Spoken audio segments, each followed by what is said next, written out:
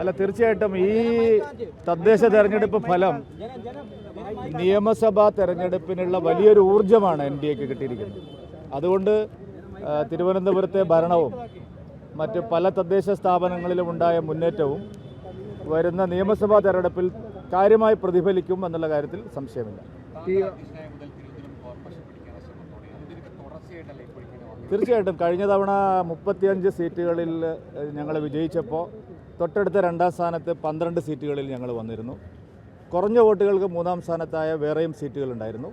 പടിപടിയായിട്ടുള്ള വളർച്ചയാണ് തിരുവനന്തപുരത്തെ BJPയെ സംബന്ധിച്ചിടത്തോളം ഉള്ളത്. ഇത്തവണ അതിൻ്റെ ഫലം കൊയ്യാൻ സാധിച്ചു എന്നുള്ളതാണ് ഏറ്റവും വലിയ പ്രത്യേകത. നേതൃത്വമായിട്ട് സ്ഥാനം ഒഴിയുന്നതിന് മുമ്പ് 20% വോട്ട് വളർച്ചയിലേക്ക് BJPക്ക് എത്താൻ സാധിച്ചു. പക്ഷേ തദ്ദേശ തെരഞ്ഞെടുപ്പിന്റെ കണക്കുകൾ പുറത്തുവരുമ്പോൾ 15-ന് താഴേക്ക്, അതൊരു 10 വർഷം പിന്നിലേക്കുള്ള കണക്ക്. ഇല്ല, അത് ഓരോ തെരഞ്ഞെടുപ്പിനും ഓരോ പാറ്റേൺ ആണ്. അത് തദ്ദേശ തെരഞ്ഞെടുപ്പിലെ വോട്ട് വിഹിതം നോക്കിയല്ല ആളുകൾ നിയമസഭാ തെരഞ്ഞെടുപ്പിൽ വോട്ട് ചെയ്യുന്നത്. അതുകൊണ്ട് തദ്ദേശ തെരഞ്ഞെടുപ്പിൻ്റെ പാറ്റേൺ വേറെയാണ്, ലോക്സഭാ തെരഞ്ഞെടുപ്പിൻ്റെ പാറ്റേൺ വേറെയാണ്, നിയമസഭാ തെരഞ്ഞെടുപ്പിൻ്റെതും വേറെയാണ്. ഒരു കാര്യം ഉറപ്പാണ്, ഞങ്ങൾ വലിയ സംഖ്യയിൽ വിജയിച്ചു വരും നിയമസഭയിൽ എന്നുള്ളത് നിങ്ങൾ ഉറപ്പിച്ചോളൂ.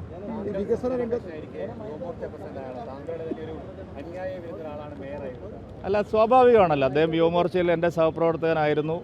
പിന്നീട് ഞാൻ അധ്യക്ഷനായപ്പോഴും അദ്ദേഹം പാർട്ടിയിൽ പ്രധാനപ്പെട്ട ചുമതലകൾ വഹിച്ചിരുന്നു.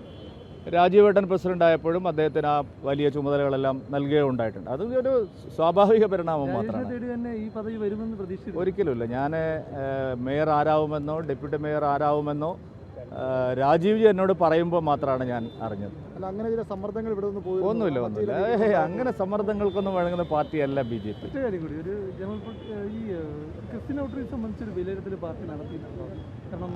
എല്ലാ കാര്യങ്ങളും ഇന്ന് വിശദീകരിക്കേണ്ടതില്ലല്ലോ പ്രശാന്ത്. ഇനി ദിവസം എത്രയും മുമ്പിൽ ഇരിക്കുന്നു.